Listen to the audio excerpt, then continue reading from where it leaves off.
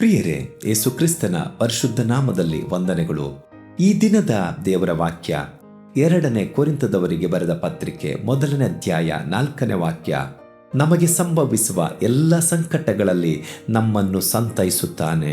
ಹೌದು ಪ್ರಿಯರೇ, ಈ ಲೋಕದ ಯಾತ್ರೆಯಲ್ಲಿ ಯಾವುದೇ ರೀತಿಯ ಸಂಕಟಗಳು, ಆಪತ್ತುಗಳು ನಮಗೆ ಬಂದರೂ ಸಹ ನಮ್ಮನ್ನು ಸಂತೈಸಲು ನಮ್ಮ ದೇವರಿದ್ದಾನೆ, ಪವಿತ್ರಾತ್ಮನಿದ್ದಾನೆ.